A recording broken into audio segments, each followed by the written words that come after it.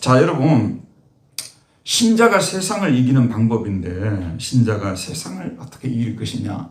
여러분이 아시다시피 우리가 구원을 받고 나서 우리 주님께서는 이미 우리에게 자유를 약속하셨지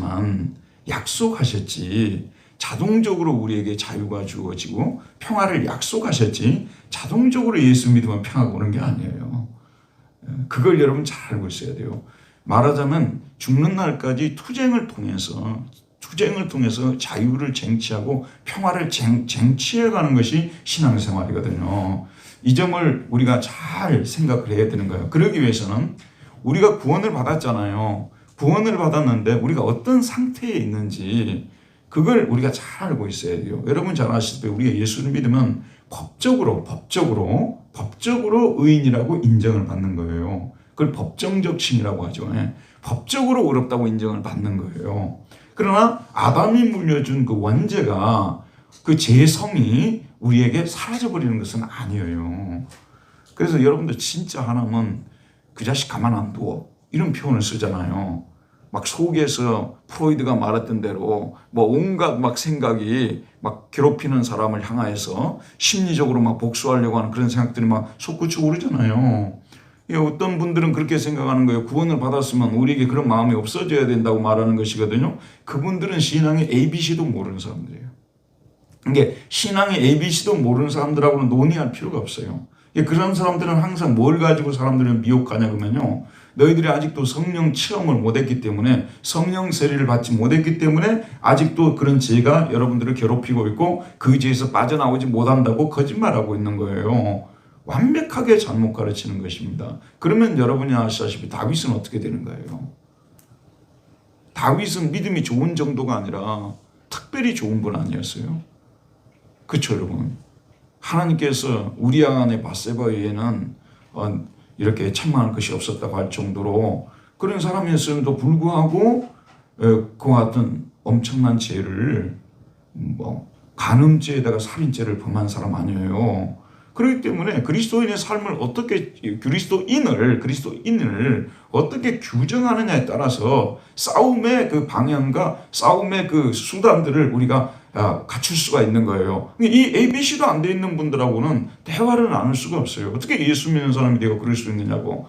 그거는 정말 말도 안 되는 얘기들이야. 지금까지 자기도 예수 믿고 나서 부부 싸움도 하고 자식들을 죽인 살리도 하고 지금까지 또 여러 가지 많은 죄를 지어놓고도 예수 믿는 사람 어떻게 그럴 수 있냐 이렇게 얘기하고 있는 사람들은 ABC도 모르는 사람들이기 때문에 논의할 가치조차 없는 거예요.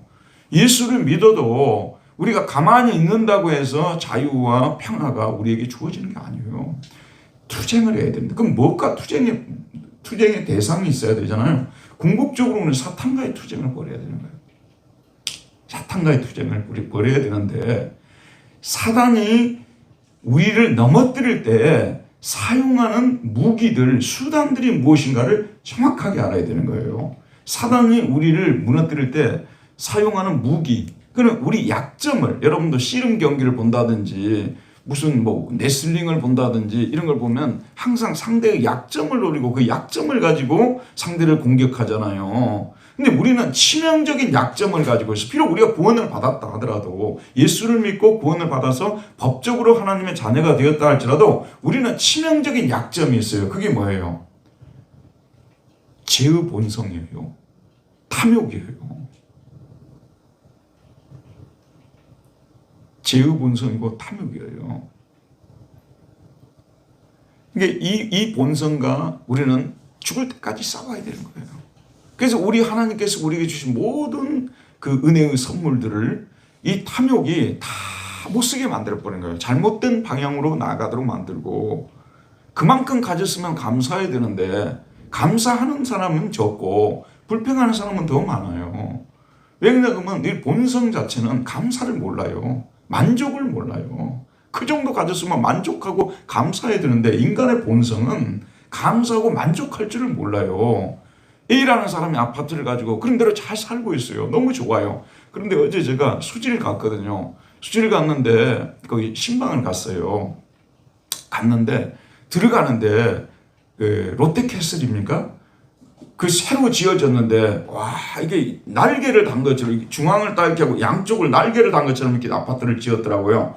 와 진짜 아파트 멋있다. 자 요즘 아파트들이 참 멋있게 짓더라고요. 가는 곳곳마다 보면 예전하고 틀려요. 속은 어쩐지 모르지만 겉은 굉장히 멋있게 지어요. 이 디자인들이 너무 잘 뽑혀서 나오는 것 같아요. 근데 거기도 보니까 그 롯데캐슬이 진짜 멋있더라고요. 롯데캐슬이 멋있어요. 그러니까 자기가 지금 아파트에 잘 살고 있는데 그 롯데캐슬을 보게 되면 아, 저 사람들은 좋겠다. 이제 그보다 못한 사람은 아, 저기 사는 사람들 얼마나 행복할까. 참 어떻게 보면 진리를 얘기를 하자면 대출금 상환해야 되고 자녀들 학교 보내야 되고 부모님 공경해야 되고 거기서 들어서 사는 사람들도 그렇게 많이 행복할 것 같지도 않거든요. 근데 우리 인간은 내용만 보고 금방 예수 믿는 사람도 저거 보고 저기 참 좋네. 저희가 살면 좋겠다. 인간의 탐욕은 만족이 없다니까요. 지금 자신의 위치에 감사 없어요. 이 마음과 죽을 때까지 우리가 싸워야 돼요. 근데 이걸 안 가르치면 이게 잘못된 거예요. 죽을 때까지 우리의 싸움의 진정한 대상은 사실은 탐욕이에요. 여러분 사탄이 천하를 뒤흔들 정도로 강력한 능력을 가졌다 할지라도 그 속에 욕심이 전혀 없는 사람들은 별 감사가 넘치고 있는 사람들은 죽었다 깨어나도 공격할 수가 없어요. 절대로 무너뜨릴 수가 없어요. 맞죠 여러분? 예컨대 여러분 사기당한 사람들을 보잖아요. 주변에 사기당한 사람들을 봐요. 사기당한 사람 특징을 보면 그 사기를 당하는데 자기도 일조한 거야. 그걸 노리고 또 그 사람을 들어오는 거고요. 연속곡에서 특별히 많이 나오죠. 그러니까 욕심이 전혀 없고 현재의 삶에 만족하는 사람에게는 사기꾼이 와도 그 사람은 넘어뜨릴 수 없는 것처럼 우리의 본성이 은혜로 가득 차서 이 본성의 힘이 전혀 발휘되지 않고 은혜가 우리의 마음을 사로잡아서 감사와 기쁨과 찬양이 우리 속에 넘친다면 마귀가 아무리 우리를 공격해도 절대로 우리를 넘어뜨릴 수 없겠죠. 그러니까 우리 죽을 때까지 우리는 우리의 본성과 싸워야 되는 것이고 또 한 가지 죽을 때까지 우리는 뭐냐면 세상과 싸워야 돼요. 왜냐하면 마귀가 우리의 본성을 이용해서 본성이 우리의 치명적인 약점이에요. 치명적인 약점이죠. 우리 본성이. 그렇죠? 그리고 또 마귀는 또 우리의 약점이 또 뭔지를 알아요. 뭐냐면 우리가 이 세상을 포기를 못한다는 것을 알아요. 마귀가 우리가 세상을 너무 좋아한다는 것을 알아요. 그러니까 지금 내가 살고 있는 세상보다 못한 세상은 우리는 사랑 안 해요. 맞죠? 내가 살고 있는 세상보다 더 좋은 세상, 그 더 좋은 세상을 향유하고 그 더 좋은 세상에서 사는 사람들을 부러워하고 또 어떤 때는 시기도 하고 불평도 하고 또 어떤 때는 욕도 하고 그러니까 우리는 우리보다 못한 세상을 살아가는 사람들에 대해서는 우리는 관심도 없어요. 사실은요. 근데 우리보다 더 나은 세상을 살아가는 그런 세상의 영광 그런 것들을 보여줄 때 우리가 굉장히 약해요. 차라리 그냥 세상을 보지 않고 예컨대 수도원에 들어가서 거기서 그냥 세상과 차단하고 살아보면 괜찮은데 아니고 이 세상에 살다 보면 참 안타깝지만 이런 경우들이 있잖아요. 똑같이 집을 샀는데 어떤 사람은 내 아는 교수가 2명 있는데 한 분은 저 신갈에다 집을 샀어요. 그랬는데 3억 5천을 주고 샀는데 그 집이 2억 5천으로 떨어져 버렸어요. 그 상당히 오랜 기간 동안 대출금을 지금 갖고 있는 거예요. 근데 살 때는 오르기를 바라고 샀죠. 예. 근데 떨어져 버렸어요. 그래갖고 만날 때마다 그 얘기만 하면 고개가 확 숙여져 버려요. 저한테 뭐 집에 대해서 뭐 어쩌고 저쩌고 저한테 이야기를 하게 되면 내가 이렇게 쏙 쳐다보거든요. 쳐다보면 쏙 이렇게 왜냐면 본인이 샀는데 떨어져 버렸으니까. 근데 어떤 분은 미국에서 살다 오신 분인데 한국을 떠나기 전에 그 청약을 들여놨는가 봐요. 이제 어머니가 그 청약 통장을 가지고 있었던 거예요. 상당히 오랜 세월이 지났는데 근데 그게 이제 유효해가지고 용인 쪽에 아파트를 하나 받은 거예요. 받았는데 몇 년 살다 보니까 거기가 3억을 샀는데 6억이 돼버렸어요. 그게 지금 똑같은 사람인데 한 사람은 참 이게 기분이 안 좋고 한 사람은 좋을 거라 그 말 아니겠어요? 그러니까 우리들이 우리보다 못한 세상에 대해서는 관심도 없고 좋아하지도 않아요. 근데 우리보다 더 나은 세상을 살고 있는 사람들, 그런 유혹들에 대해서는 항상 우리가 유혹을 받고 있다는 사실을 명심해야 되는 거예요. 사실 지금 이 한국 교회 같은 경우도 목사님들 사이에서도 끼리끼리 놀거든요. 끼리끼리 노는 이유가 뭐냐면 교회가 규모가 너무 틀리니까. 그야말로 뭐 큰 교회를 하시는 분들도 있고 뭐 10명, 20명 하는 교회도 있고 10명, 20명 분들이 이분들하고 평화를 누릴 수가 없어요. 대화, 식사, 어림도 없어요. 이게 말하자면 교회가 똑같아 버리면 상관이 없는데 또 나보다 좀 더 작은 교회에서 봉사하는 목사님들 만나면요, 내가 굉장히 관대한 사람이 갑자기 돼요. 내 얼굴도 그냥 환해지고 내가 자비를 베풀려고 하고 뭐라도 내가 살려고 하고 막 이러거든요. 근데 나보다 훨씬 큰 교회 목사님을 만나면 그런 자신감이 갑자기 없어져 버려요. 그분은 전혀 나한테 뭐라고 하질 않는데 이 주변에 있던 어떤 목사님은 우리 노예에 같이 지금 저하고 섬기고 있거든요. 제가 처음 오자마자 한번 놀러 오라 그러더라고요. 근데 내가 상해 가기가 힘들더라고요. 그래 지금까지 못 갔어요. 근데 이게 우리보다 나은 세상, 지금 여기서 이런 성경 공부를 해야 여러분들이 이걸 정확하게 문제를 파악하는 거예요. 우리 세상을 사랑하지 말라고 하잖아요. 여러분, 우리보다 못한 세상 우리가 사랑 안 한다니까요. 아무리 사랑하라고 해도 여러분이 뭐 네팔을 사랑하겠습니까? 여러분이 뭐 스리랑카를 사랑하겠습니까? 사랑하라고 해도 우리 사랑 안 해요. 아이고, 하나님 말씀하지 않아도 그 세상 우리 사랑하지 않습니다. 그러나 여러분이 뭐 밴쿠버를 본다든지 뭐 캐나다 어디를 보게 되면 막 요트를 매번 띄우고 있고 뭐 아주 어마어마한 집에 막 살고 있고 그들이 누리는 그 향유하는 그런 것들을 보게 되면 우리도 그 마음이 쏠기 나게 되고, 그런 것들을 통해서 우리 신앙을 이어갈 정도가 돼도 우리가 흔들릴 수 있다는 거, 그걸 우리가 명심하고 신앙생활을 해야 되는 거예요. 그러니까 항상 죽을 때까지 우리는 이 세상으로부터, 마귀가 이 세상을 통해서 우리를 공격해오고 우리의 본성의 약점을 통해서 공격해오기 때문에 우리가 정말 투쟁하지 않고서는, 강력한 투쟁을 하지 않고서는 하나님을 십자가를 지고 주님을 쫓아간다는, 그래서 십자가 있잖아요. 여러분, 우리가 왜 십자가라는 말이 나오게 되냐 그러면 우리가 그걸 쫓으려면 너무 힘드니까 십자가라는 말을 쓰는 거예요. 그걸 거스르기가 너무 힘드니까 십자가라는 말을 쓰는 거지. 힘도 전혀 안 들면 무슨 십자가라는 말을 쓸 수가 있겠어요. 내 주를 가까이 하면 십자가 짐 같은 고생이라 그랬잖아요. 우리가 그걸 거스르려고 하니까 십자가도 오는 거, 핍박도 오는 것이고, 환난도 오는 것이고, 고립도 오는 것이고, 고독도 오는 것이고, 그런 거 아니겠어요?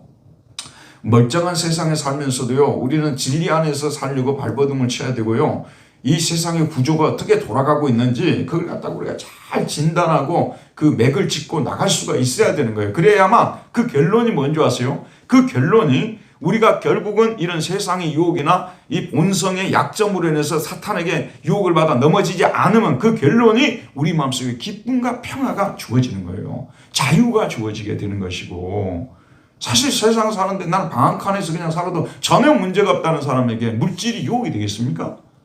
그걸 받아들이지 못하게 되니까 유혹이 되는 거 아니겠어요?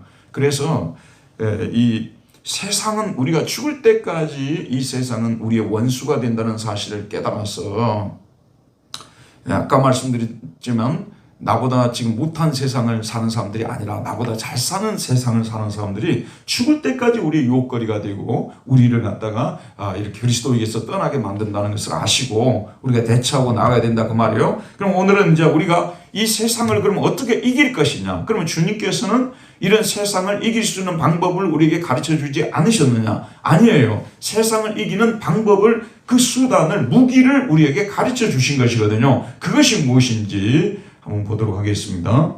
자, 1번부터 1번 우리 문제 한번 읽을까요? 읽읍시다. 시작. 누가 하나님께로부터 난 자입니까? 5장 1절 같이 읽읍시다. 시작. 예수께서 그리스도이심을 믿는 자마다 하나님께로부터 난 자니 또한 낳으신 이를 사랑하는 자마다 그에게서 난 자를 사랑하시느니라. 자, 예수께서 누구시라고요? 예수께서 그리스도이심을 믿는 자마다 하나님께로부터 난 자다. 하나님께로부터 났다는 말을요, 한문으로는 중생했다는 말을 써요. 우리 순수 우리말로는 거듭났다는 말을 쓰잖아요. 아시죠, 여러분? 누가 거듭난 자예요? 누가 중생한 자예요? 이 질문은 좀 경건한 그룹들에서 많이 제기하는 문제 제기고요. 그리고 어떤 사람이 와가지고 실제로 당신 거듭났습니까? 당신 중생했습니까? 그걸 레파토리로 사용하는 그룹이 구원판이에요. 그래서 당신은 언제 거듭났습니까? 언제 중생했습니까? 이 날짜를 대보세요. 이게 이제 그 구원파에서 그걸 써먹는 거 아니겠습니까? 그러니까 거기에 대해서 그런 거듭남과 중생을 이야기할 때는 어떤 신비로운 어떤 사건, 체험 그런 것들을 언제 했냐 그 말이에요. 말하자면 예수님이 나의 구주이심을 믿고 눈물을 흘렸다든지 어떤 심적인 큰 변화가 일어났다든지 그런 체험 그런 걸 갖고 자꾸 얘기를 하거든요. 근데 성경은 요한일서는 지난번에도 말씀드렸습니다만 예수께서 그리스도이심을 믿는 자마다 중생한 사람이다. 예수께서 그리스도이심을 믿어. 나 중생했어. 증거를 대봐. 예수님이 나의 구주야. 예수님이 그리스도이심을 나를 믿기 때문이야. 간단하게 대답할 수 있어요. 그렇게 대답하지 않고 자꾸 우리 안에서 일어난 어떤 경험이라든지 체험을 가지고 얘기를 하려면은 끝도 갓도 없는 문제가 되어지는 것이고, 근데 놀라운 사실이 뭔지 아세요? 여러분이 혹시 그렇게 괴롭히는 사람들이 있으면 대답해 주세요. 내가 목회하면서 경험했어요. 이제 중세 제세례파 같은 사람들이 주로 이런 얘기를 했었거든요. 유아들에게 세례를 거부했어요. 그리고 성인이 돼서 자기가 신앙을 고백했을 때 자기 인격으로 신앙 고백할 때만 세례를 준다고 이렇게 얘기한 거예요. 이게 지금 얼른 보게 되면 A보다는 B가 더 맞는 것 같아요. 왜냐하면 어린아이들은 자기 인격으로 신앙 고백을 할 수가 없잖아요. 그럼 내가 그분들한테 뭐라고 얘기를 해주냐면 그렇게 고백을 하고 눈물을 흘리고 난리를 치는 사람들이 왜 교회는 떠나냐 그 말이에요. 무슨 얘기인지 아시겠죠? 그런 사람 우리 주변에 많아요. 뭐 방언을 받았고 뭐 어쨌다 그러고 이런 체험을 했다고 막 간증하고 떠들고 다니는 사람들이 왜 그런 교회를 떠나냐 그 말이에요. 여러분 누가 중생한 사람이라고요? 예수께서 그리스도이심을 믿는 자마다 하나님께로부터 난 자다. 거듭난 사람이다. 중생한 사람이다. 증거를 대봐. 나는 예수님이 나의 구주임을 믿는다. 예수님이 그리스도시란 걸 믿는다. 이것이 나의 증거다. 이렇게 대답을 하면은 가장 정답인데도 불구하고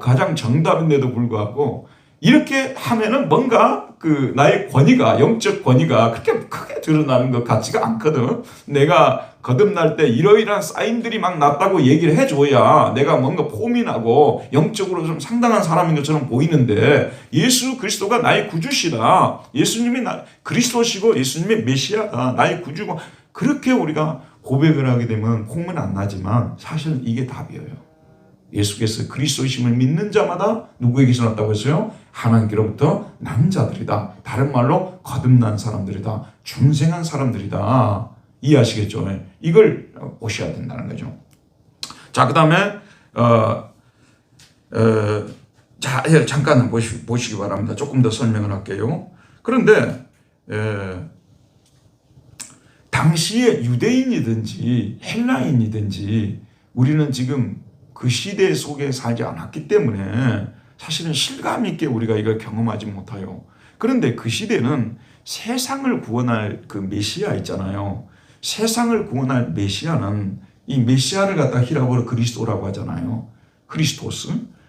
히브리어로는 뭐라고요? 메시아. 메시아가 가진 본래의 뜻은 기름 부음을 받은 자. 보통 우리는 메시아, 구주, 구세주 다 똑같이 사용하고 있는데 본 뜻은 히브리어로는 뭐라고요? 메시아. 그 다음에 히라보로는 뭐라고요? 그리스도. 크리스토스인데 한국말로 번역할 때 그리스도. 자, 이렇게 했단 말이에요. 근데 당시에 메시아관이 예전에 우리 신라 시대에 미륵이라는 것이 있었잖아요. 그 미륵이 이제 사실은 메시아라는 것이에요. 그런데 여러분은 신라 시대로 돌아가서 세상을 구원할, 난리통에서 세상을 구원할 자가 비천한 천민 중에서 나온다고 생각한다면 그걸 누가 받아들이겠어요?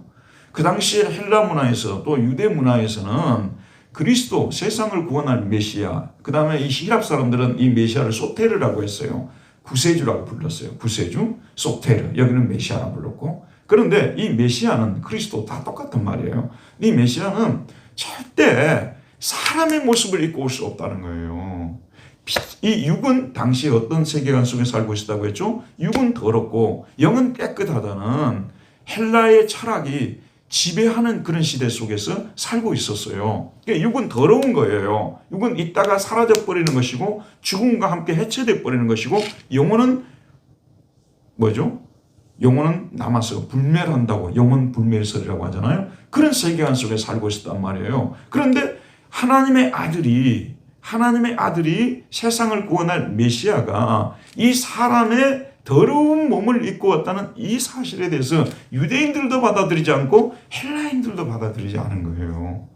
유대인에게는 거리끼는 것이고 헬라인에게는 미련한 것이라는 말이 그 말씀이에요. 유대인에게는 거리낀다는 이 단어가 스칸달로스예요. 스캔들이에요.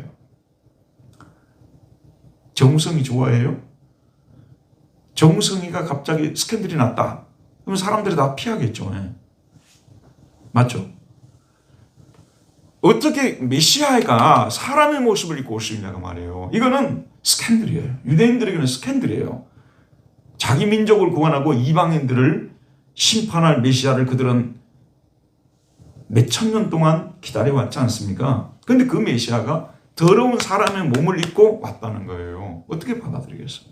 그 다음에 헬라인들 같은 경우 이성적으로 합리적으로 맞지 않다는 거예요. 세상을 구원하려면 인간보다도 훨씬 뛰어난 그런 지혜와 능력을 가진 사람이 세상을 구원해야 되지, 나사렛 저 천한 동네에서 태어난, 그것도 교육도 제대로 받지 못한 그 사람이 어떻게 세상을 구원하는데, 이런 미련한, 말도 안 되는 미련한 말을 하지 말아라, 이 말 아니었겠어요. 이해가죠? 그런데 오늘 우리 지금 사도 요한은 뭐냐면 사람의 모습을 입고 오셨다는 거. 이 메시아가 사람의 모습을 입고 오셨다는 거. 이 사실이 사람들에게, 유대인에게도 헬라인들에게도 정말 받아들이기 어려운 거예요. 근데 여러분 여기서 뭐가 문제가 되냐고만 조금만 더 들어보세요. 왜 메시아가 그러면 사람의 모습을 입고 오셔야만 했겠어요?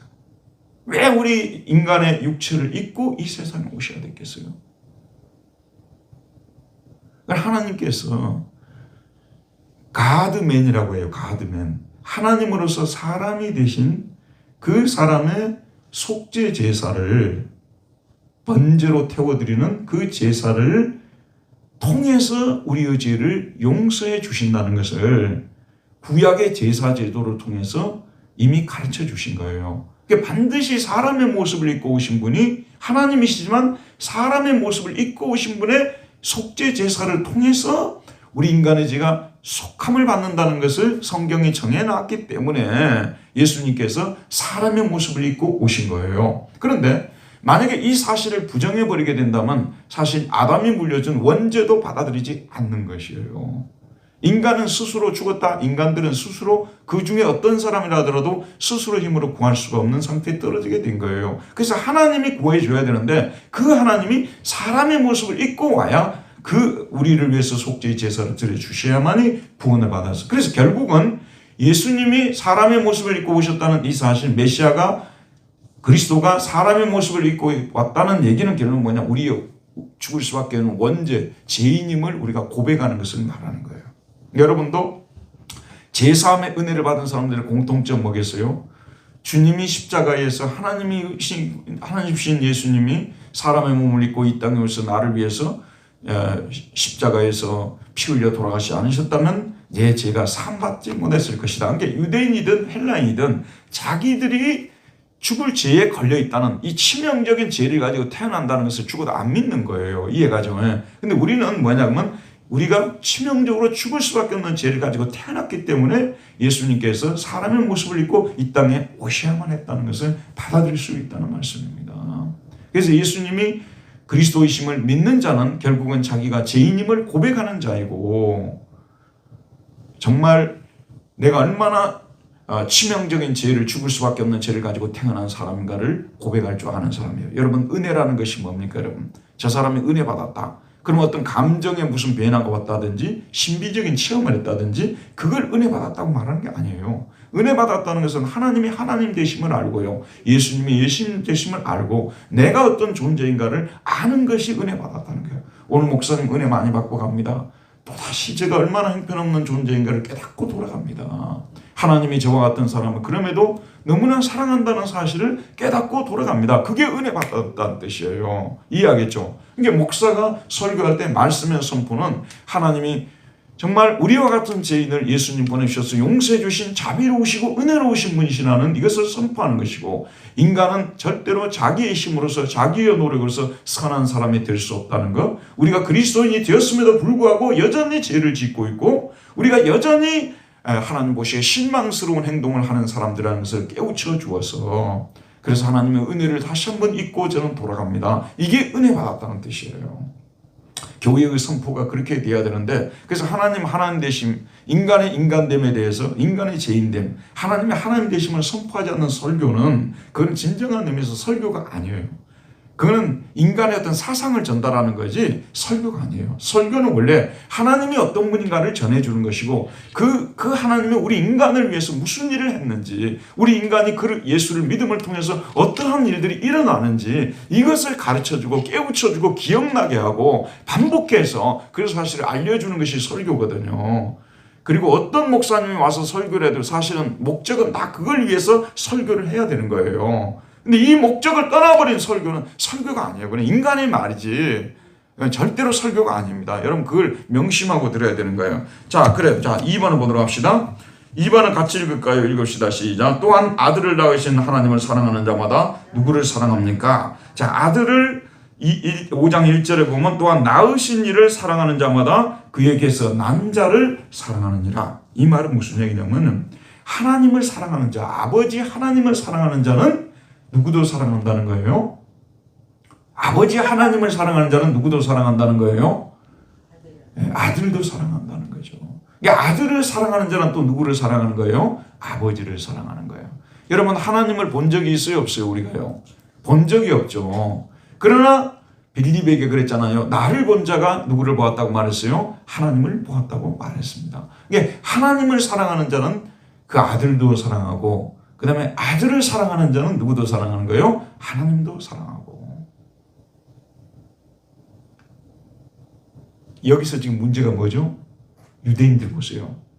유대인들, 이 사람들은 자기들은 누구를 사랑한다고 항상 입만 열면 누구를 사랑한다고 하죠? 하나님을 사랑한다고 하죠. 그죠? 근데 누구는 절대 사랑하지 않아요? 예수님은 절대 사랑하지 않잖아요. 모하메트, 무슬림 있잖아요. 무슬림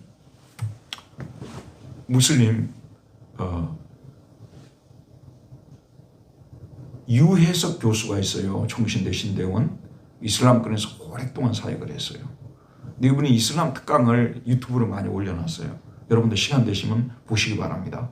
그분이 이제 저한테 전화가 와갖고 같이 이렇게 하는 일들을 하자 해서 6월 달에 저쪽에 소강성 목사 교회 있잖아요. 거기서 제가 루터의 이슬람에 관한 이해를 발표를 해요. 유해석 교수가 저를 초청해갖고, 근데 유해석 교수가 우리나라에서 1인자예요. 그에 대해서. 그런데 한번 읽어보시기 바랍니다. 근데 이슬람에서는 유대교보다는 나아요. 유대교는 어떻게 합니까? 우리 예수님을 완전히 한 인간으로 볼 뿐이죠. 그리고 자기를 메시아라고 사기치고 다니다가 십자가에 못 박혀 죽은 인간으로 보는 거 아니에요? 근데 무슬림은 그렇게 보지 않아요. 무슬림은 어떻게 본 줄 아십니까? 이슬람교라고 하는데 이슬람교를 믿는 사람들을 무슬림이라고 하잖아요. 이 무슬림들, 이슬람교에서는 뭐라고 얘기를 하냐면 예수님도 뭐죠? 한 선지자라는 거예요. 그래서 이 사람들이 포교를 할 때 항상 그리스도인들에 대해서 절대 사륙을 안 했어요. 왜냐하면 우리 형제니까 그리스도인들이 형제라고 했어요.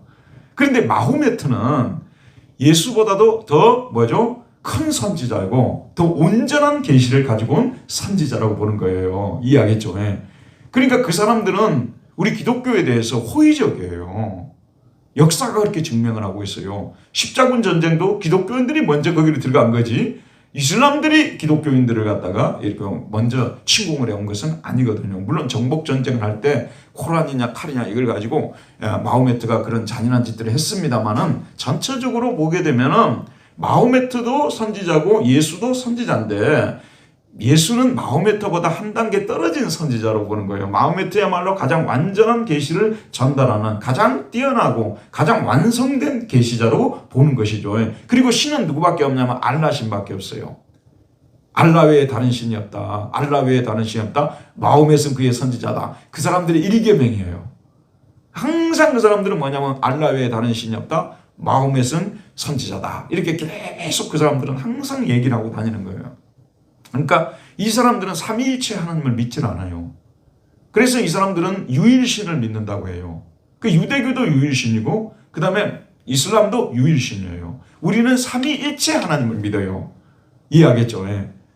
한 하나님 세 본질, 그러니까 한 본질 세 인격, 한 본질 세 인격. 근데 성부와 성자와 성령으로 불리워지는 삼위일체의 하나님, 우리가 이렇게 믿잖아요. 근데 그 사람들은 유일신이거든요. 그러니까 지금도 그 사람들은 예수님을 사랑하지 않는 것이죠. 하나님은 다 사랑한다니까요. 근데 누구를 사랑하지 않는다고요? 예수님은 사랑하지 않는 거예요. 근데 우리는 거꾸로 뭐라고 하냐면 예수님은 바로 하나님의 아들이시고 그분은 하나님 자신이시고, 그래서 예수님을 사랑하지 않는 사람은 하나님 사랑한다는 말이 말짱 거짓말이고, 하나님을 사랑한 자는 반드시 누구를 사랑하게 된다는 거예요? 예수님을 사랑하게 되고. 그래서 마호메트가 한 말은 하나님의 한 말이 아니에요. 우리는요, 예수님이 하신 말씀이 하나님이 말씀이에요. 왜냐하면 그분은 하나님이시고 사람의 몸을 입고 오신 하나님이시기 때문에 그분의 말씀은 곧 하나님의 말씀이에요. 그래서 우리는 기록된 이 성경을 하나님의 말씀으로 믿지 코란을 하나님의 말씀으로 믿지를 않는 거예요.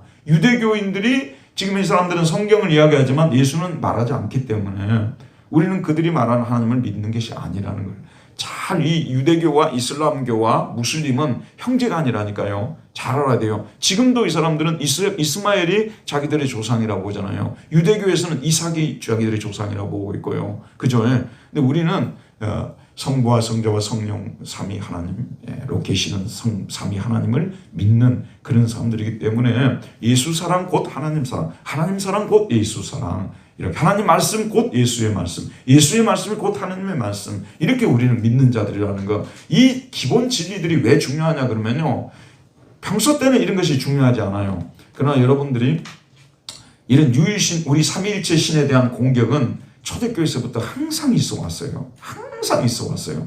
종교다원주의가 지금 진행이 되어지면서 전 세계적으로 퍼져나가면서 왜 너희들은 꼭 너희들이 믿는 하나님만 하나님이라고 하느냐, 이런 얘기들을 하고 있기 때문에 우리가 정신을 바짝 차리고 이런 것들에 대해서 잘 알고 있어야 된다는 말씀입니다. 자, 그 다음 3번.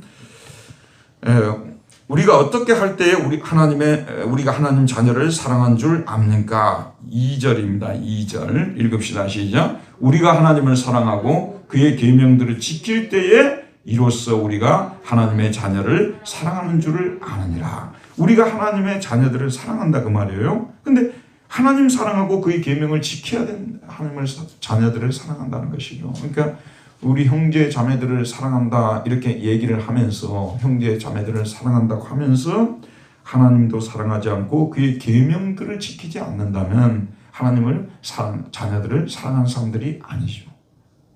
여러분, 이거는 지금 요한은요 굉장히 이걸 상호 교호적으로 많이 사용하고 있어요. 그러니까 하나님을 사랑하고 예수님을 사랑하는 사람들은 교회 안에 있는 형제 자매들을 사랑하고, 하나님을 사랑하고 예수님을 사랑하는 사람들은 예수님께서 우리에게 말씀하신 그 계명들을 기쁨으로 지키고, 그 계명들을 기쁨으로 지키는 사람들은 하나님을 사랑하고 예수님을 사랑하고 교회 형제 자매들을 사랑하고, 이것이 같이 간다는 말씀이죠. 하나님, 여기서 문제는 뭐냐면 하나님을 사랑한다는 사람들은 많은데 교회 안에서 형제 자매들을 사랑하지 않는 사람들이 많았다 그 말이에요. 그런 무리들이 교회 안에 들어오게 되어서 이 성경이 쓰여진 것이 아니라는 말씀이 되겠죠. 또 하나님을 사랑하고 예수님을 사랑한다고 하면서 이방인들에 대해서는 그야말로 가까이 오지도 못하게 하고 철저히 배타적으로 대하고 철저히 그 사람들을 무시해버리는, 이런 사람들은 사실은 하나님도 사랑하지 않는 사람들이고 예수님도 사랑하지 않는 사람들이고 그의 계명도 지키지 않는 분들이라는 말씀입니다. 여러분, 저를 보세요. 우리가 하나님 사랑하고 예수님을 사랑하지 않습니까? 그러면 그의 계명을 지키는 것이 반드시 따라오게 돼 있어요. 나 엄마를 너무 사랑해. 근데 엄마가 시키는 거 하나도 안 해. 엄마 사랑한다는 거예요. 맞다니까요. 내 엄마가 하라는 대로 하나도 안 해요. 그러면 본인은 사랑한다고 말할 수 있겠지만 사실은 엄마를 사랑하지 않는 것이죠. 엄마를 사랑한다면 엄마가 하는 말도 지켜야 된다는 말씀. 예수님을 사랑한다면 예수님께서 하신 말씀도 지켜야 된다는 거 아니에요? 그럼 예수님은 뭐냐면 교회 안에서 까다롭고 힘들고 마음에 맞지 않아도 그 형제자매를 사랑하는 것이 예수님의 말씀이죠. 그렇죠?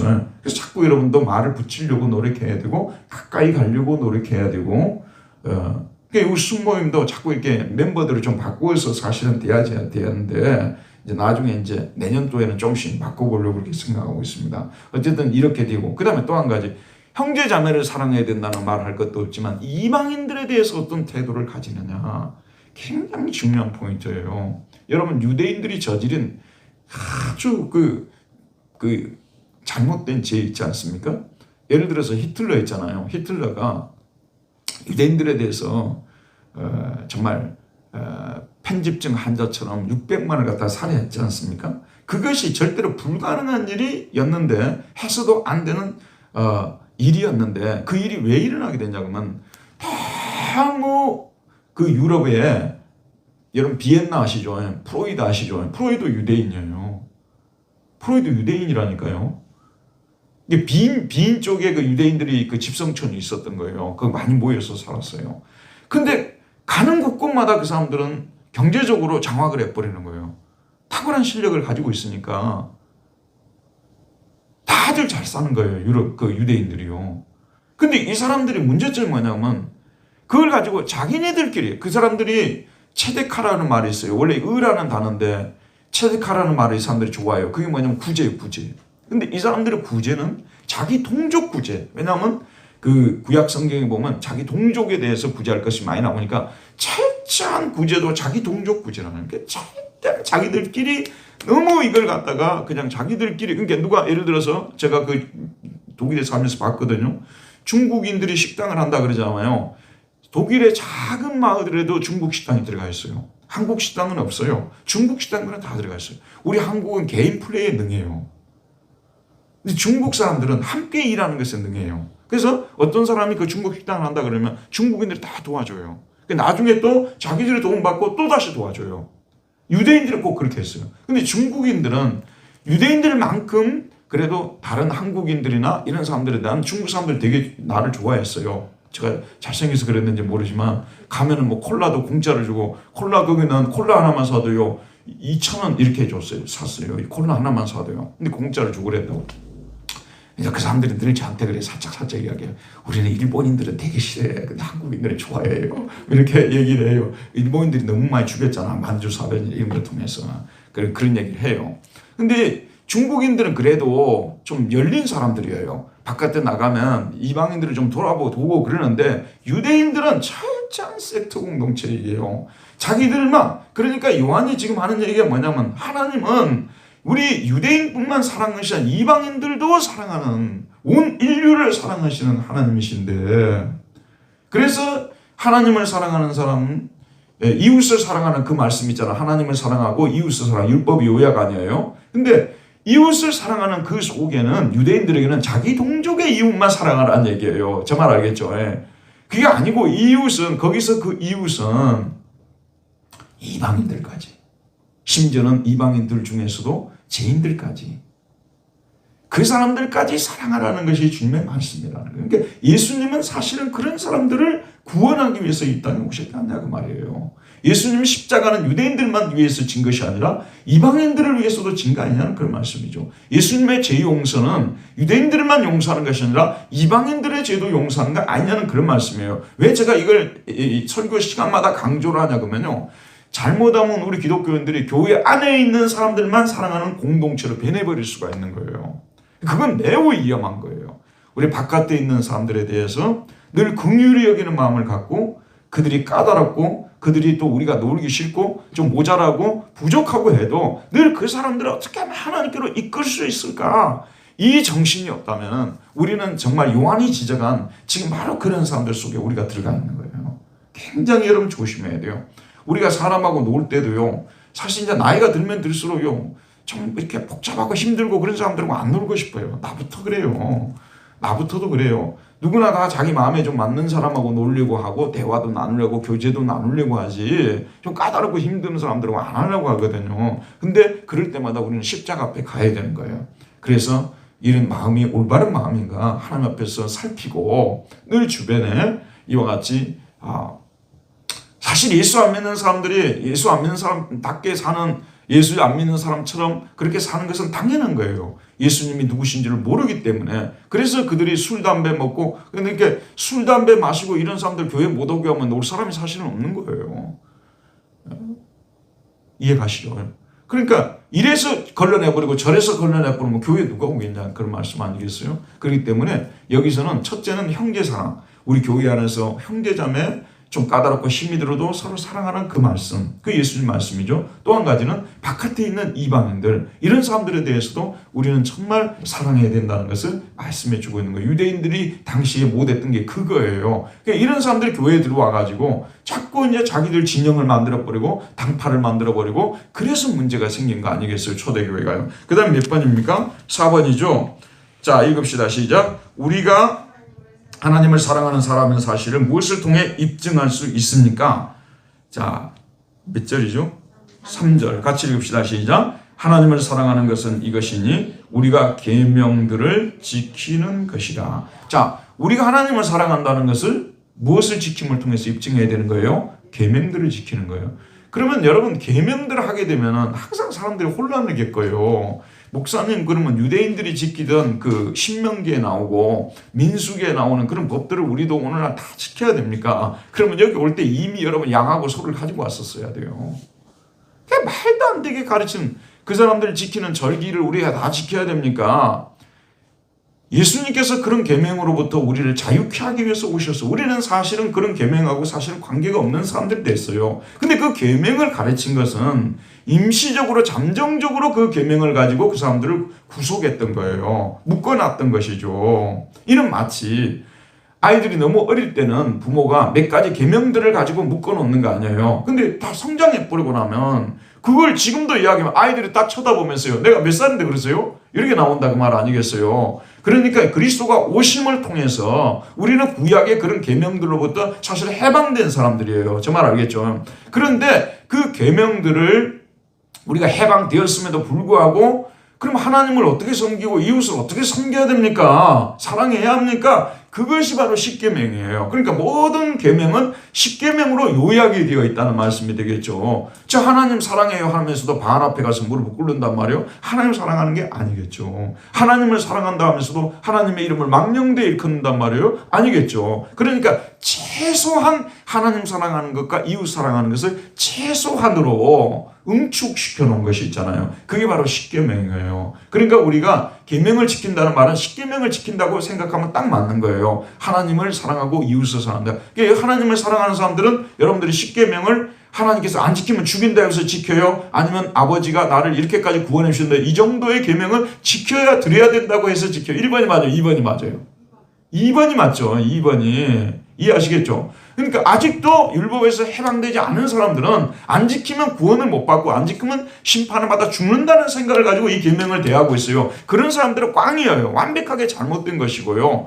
우리 하나님께서 십자가에 그 아들을 통해서 우리를 구원해 주셨으니 우리가 하나님의 백성이고 하나님을 기쁘시게 하는 삶을 사는 것이 우리의 목적이라고 한다면 적어도 우리가 이 10가지 계명은 지켜드림을 통해서 하나님을 기쁘시게 해드리지 않겠느냐는 그런 말씀이겠죠. 저 말 알겠죠? 그래서 우리가 사랑 안에서 율법을 지킬 수가 있어요. 이렇게 지키면 그 다음에 5번이 바로 그 기결로서 따라오는 거예요. 자, 5번 한번 읽읍시다. 시작. 하나님의 계명은 우리가 지킬 수 없을 만큼 무거운 것입니까? 어떻게 하면 우리가 하나님의 계명을 지킬 수 있습니까? 자, 그 다음에 3절 다시 한번 읽읍시다. 하나님을 사랑하는 것은 이것이니 우리가 그의 계명들을 지키는 것이라. 그의 계명들은 무거운 것이 아니로다. 자, 들어보십시오, 여러분. 600 몇 가지예요. 610 몇 가지죠. 그 계명들을 다 모아놓으면 600 몇 가지더라고. 성경에 600 정확하게 625개인가 하여튼 뭐 618개인가 돼요. 근데 사실 그 계명들이 만약에 은혜가 없이 하나님을 사랑하는 마음에서 만약에 지킨다고 한다면 얼마나 무거워요. 그래서 바울이 처음에 그리스도를 모르고 하나님을 은혜로운 하나님으로 사랑의 하나님으로 몰랐을 때, 정죄하고 심판하는 하나님을 알았을 때는 그 율법의 짐이 너무 무거웠어. 그래서 로마서 7장에 오호라 나는 공고한 사람으로다 이 사망의 몸에서 누가 나를 건져내라. 율법은 선하고 좋은 것이지만 나를 살리는 법이 아니라 죽이는 법이었다. 지금도 제대로 알지 못하는 사람들, 여러분 부모를 갖다가 엄마를 너무너무 아들이 사랑해요. 너무너무 사랑하게 되면 엄마가 1000가지 계명을 해도 하나도 안 무겁게 느껴져요. 근데 엄마를 사랑하지 않는 아들에게는 모든 계명이 뭐예요? 무거워요. 이해하시겠죠? 무겁고 가벼운 것은 사실은 그 사람에게 대한 사랑이 있느냐 없느냐 거기에 따라 달려있는 거예요.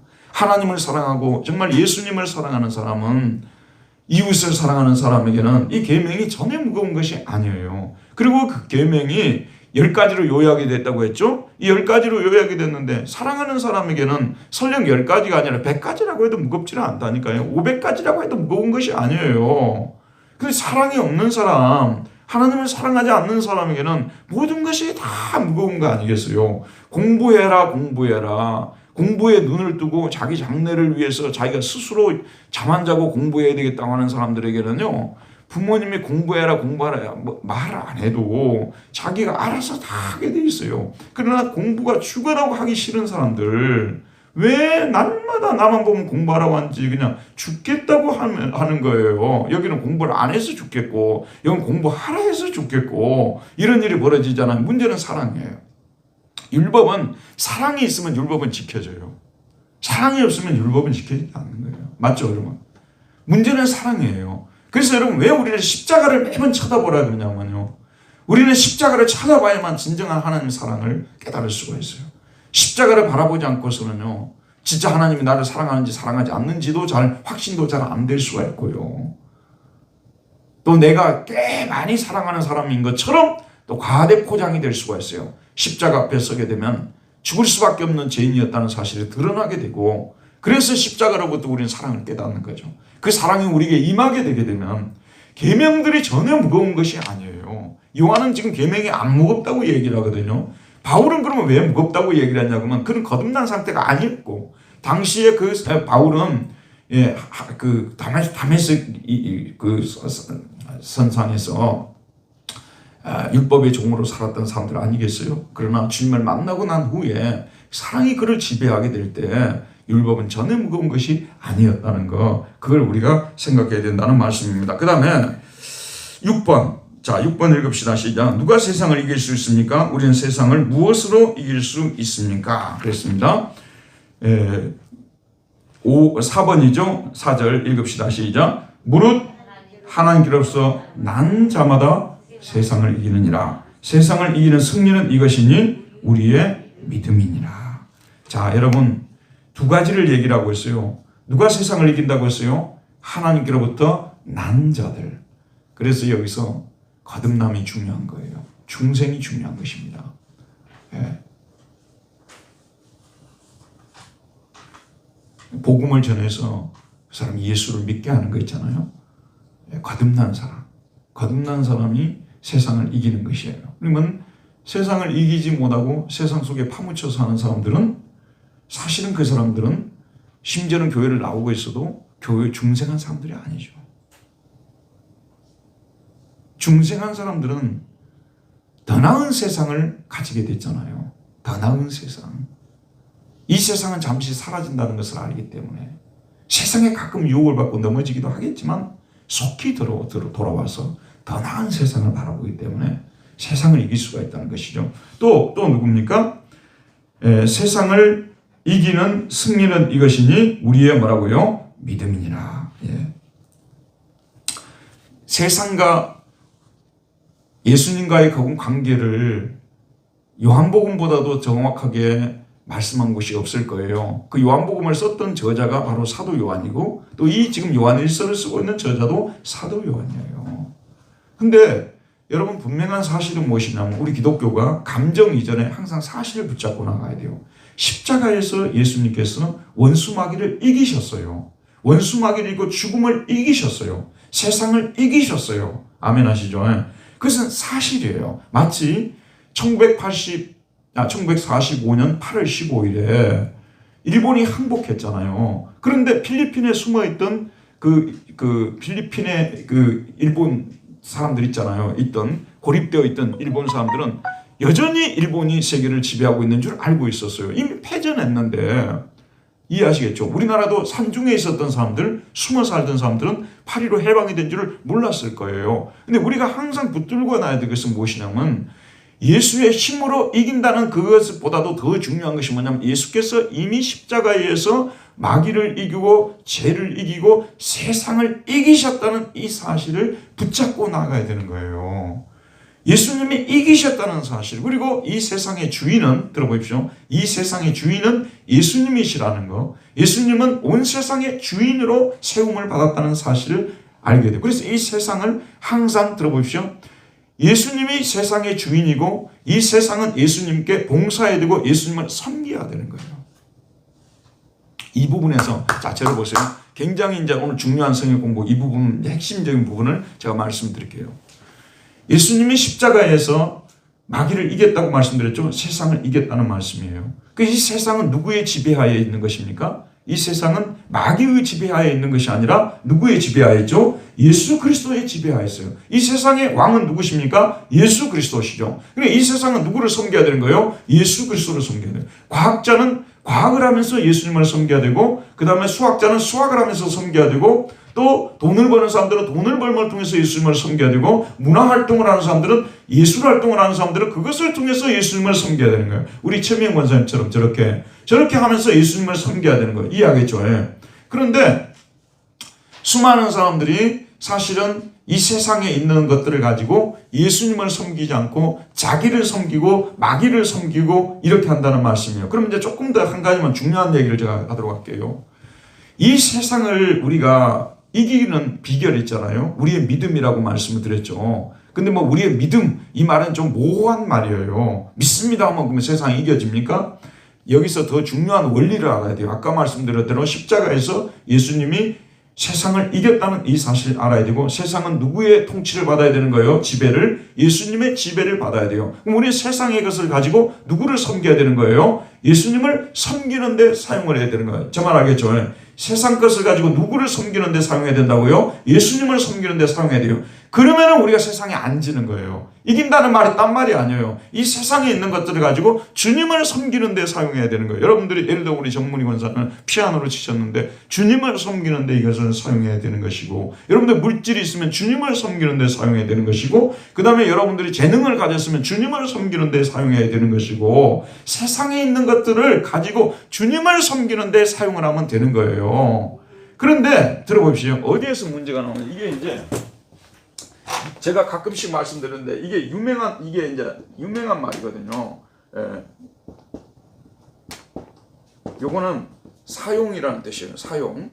요거는 뭐냐면 즐김이라는 뜻이에요. 즐긴다는 뜻이에요.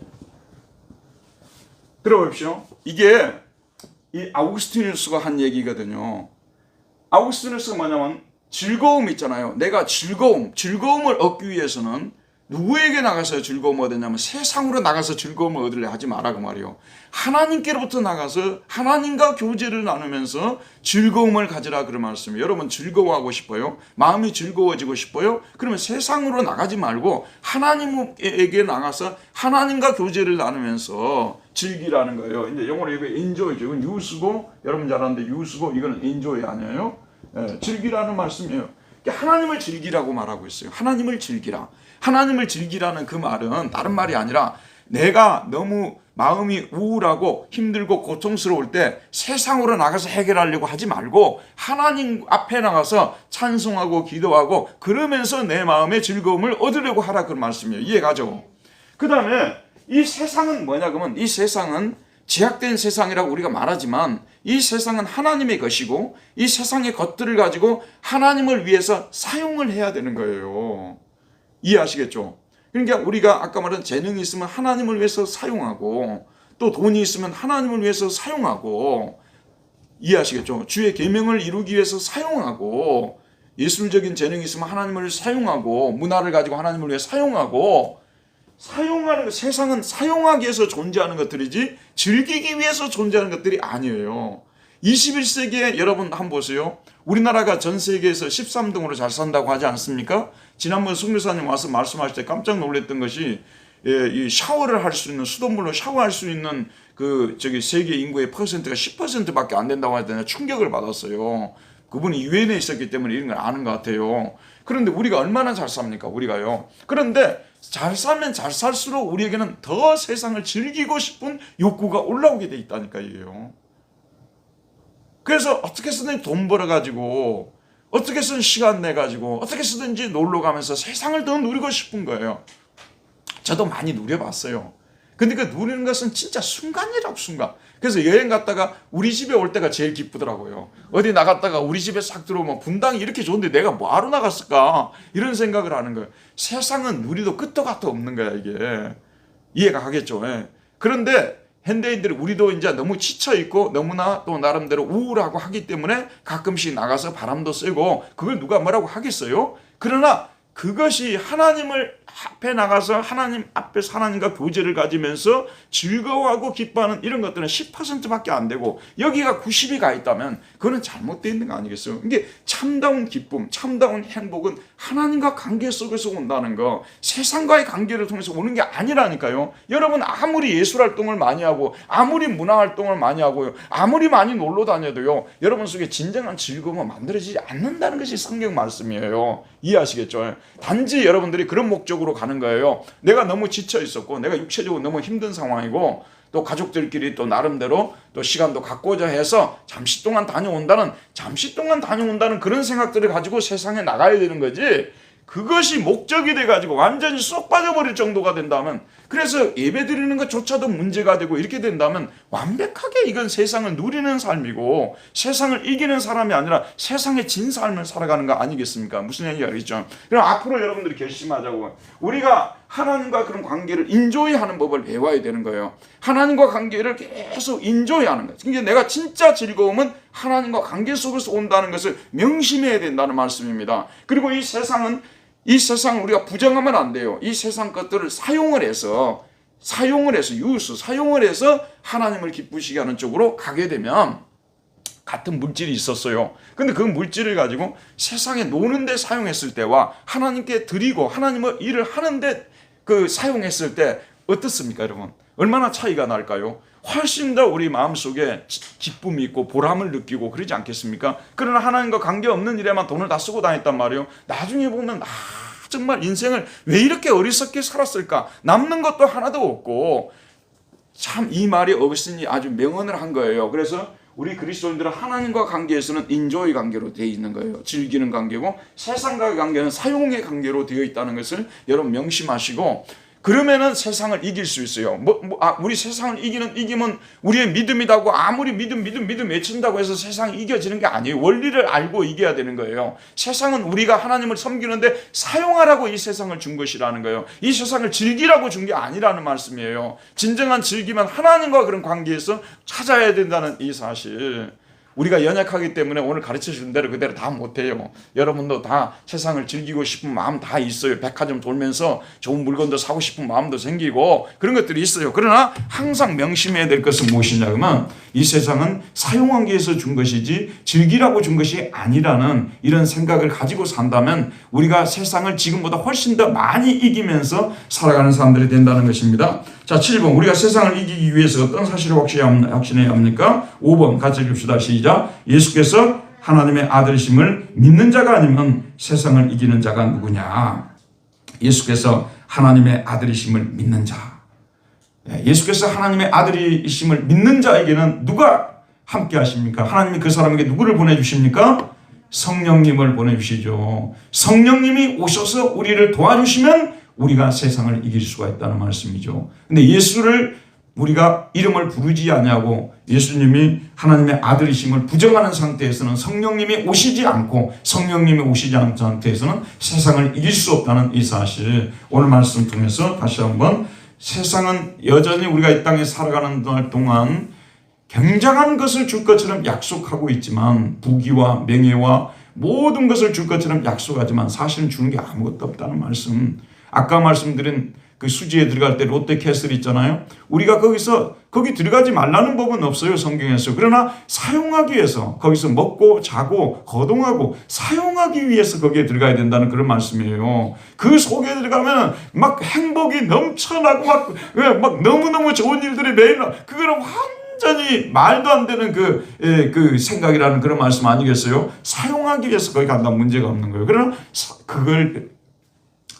그걸 사용의 목적으로만 생각한다면 내가 이 엄청난 돈을 들여서 꼭 여기를 사용해야 할 것이냐는 더 깊은 문제가 생겨나는 것이죠. 사실 그렇게 된다면 우리나라 집값의 문제도 없어지는 것이고 굉장히 좋은 사회를 만드는데 우리가 공헌할 수 있는 것인데 우리 그리스도인도 그게 약해요. 왜냐하면 아담의 죄를 가지고 태어나서 있는 집보다 더 좋은 집 살고 싶어하는 것이 우리 인간이기 때문에요. 그렇기 때문에 항상 명심하라니까 이 세상의 것들은 뭐 하라고 주셨다고요? 사용하라고 주셨다는 거예요. 그리고 우리가 진정한 즐거움은 누구와 관계에서요? 하나님과 관계에서 온다는 거. 오늘 이걸 배우고 가시면 좋을 것 같습니다. 하나님 감사합니다. 오늘도 우리가 모여서 성경을 공부하면서 많은 도전을 받게 해주신 것을 감사합니다. 세상을 이기는 이김은 이것이니 곧 우리의 믿음이라고 예수께서 하나님의 아들이심을 믿지 않는 자가 어떻게 세상을 이길 수가 있느냐고 말씀해 주셨습니다. 그러나 좀 더 구체적으로는 우리가 세상을 사용의 대상으로 보지 않고 세상을 누리려고 하는 이런 모든 잘못된 생각으로부터 벗어나게 해주시고 진정한 즐거움, 참된 기쁨은 하나님 안에만 있다는 사실을 생각하고 늘 하나님과 교제를 통해서 참된 기쁨을 누릴 줄 아는 우리 모두가 되게 하여 주옵소서. 예수님의 이름으로 기도하였습니다. 아멘. 수고했습니다. 우리 하나님께 영광의 박수 올려드립시다.